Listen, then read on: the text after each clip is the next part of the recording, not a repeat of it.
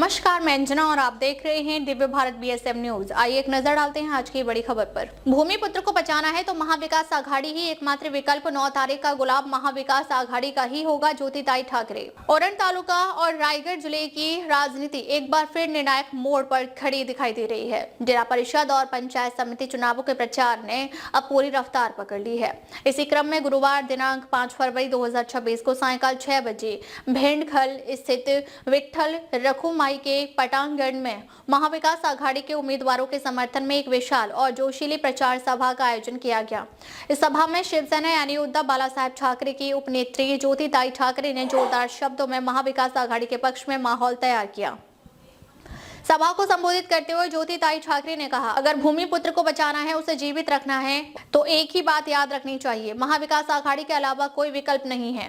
भाजपा भूमिपुत्रों और स्थानीय नागरिकों का अपमान करने वाली पार्टी है। अगर उनके अहंकार को जवाब देना है तो मशाल के निशान के अलावा कोई रास्ता नहीं है। 9 तारीख की गुलाल महाविकास आघाड़ी का होगा। ज्योतिताई ठाकरे ने पूरे आत्मविश्वास के साथ कहा कि आने वाले मतदान के बाद यानी 9 तारीख का गुलाल महाविकास आघाड़ी का ही होगा। उन्होंने कार्यकर्ताओं से अपील की कि वे घर घर जाकर मतदाताओं तक महाविकास आघाड़ी की नीतियां और विचारधारा पहुंचाएं तथा भारी बहुमत से उम्मीदवारों को विजयी बनाएं। उम्मीदवारों के समर्थन में भेंडखल में विशाल सभा। यह प्रचार सभा नवघर जिला परिषद गढ़ से उम्मीदवार प्रेरणा कोणाल पाटिल, भेंडखल पंचायत समिति गढ़ से उम्मीदवार दीपक भोईर तथा नवघर गढ़ से उम्मीदवार परेश ठाकुर के समर्थन में आयोजित की गई थी। सभा में बड़ी संख्या में स्थानीय नागरिक, महिलाएं, युवा और कार्यकर्ता मौजूद रहे। पूरे परिसर में महाविकास आघाड़ी जिंदाबाद, भूमि पुत्रांचा, विजय असो जैसे नारों से वातावरण गूंज उठा। भाजपा पर तीखा हमला। अपने भाषण में ज्योतिताई ठाकरे ने भाजपा पर सीधा हमला बोलते हुए कहा कि भाजपा ने हमेशा बाहरी ताकतों को बढ़ावा दिया है और स्थानीय भूमिपुत्रों के अधिकारों को कमजोर किया है। उन्होंने कहा कि महाविकास आघाड़ी ही एकमात्र ऐसा गठबंधन है जो स्थानीय लोगों के हक, रोजगार, जमीन और अस्मिता की रक्षा कर सकता है। उन्होंने आगे कहा, यह चुनाव केवल जिला परिषद या पंचायत समिति का नहीं है, बल्कि यह लड़ाई है भूमिपुत्र की पहचान, सम्मान और भविष्य की। अगर आज हम चुप रहे तो आने वाली पीढ़ियां हमें माफ नहीं करेंगी। नेताओं की एकजुटता ने दिखाया दम। सभा के दौरान मंच पर महाविकास आघाड़ी के कई वरिष्ठ नेता और पदाधिकारी उपस्थित थे, जिससे गठबंधन की एकजुटता साफ झलक रही थी।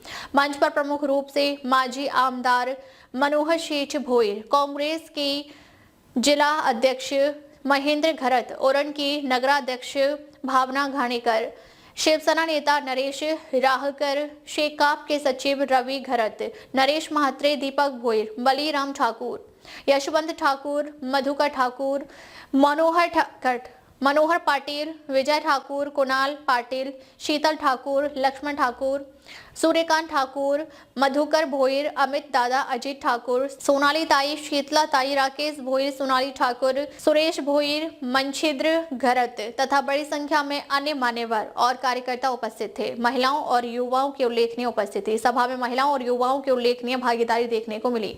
कई महिलाओं ने ज्योतिताई ठाकरे के भाषण के बाद खुलकर समर्थन जताया और कहा कि महाविकास आघाड़ी ही वह ताकत है जो आम महिलाओं, श्रमिकों और युवाओं की आवाज बन सकती है। अंतिम आह्वान।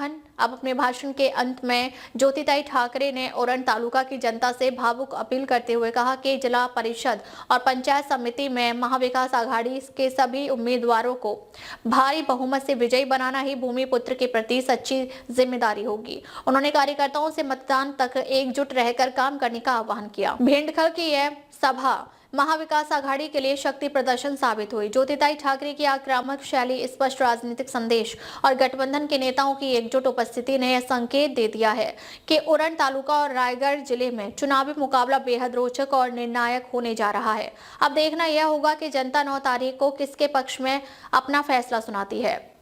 अब तक ले बस इतना ही। फिर मिलते हैं कुछ ऐसी ही बड़ी खबर के साथ। अब तक ले नमस्कार और देखते रहिए दिव्य भारत बीएसएम न्यूज।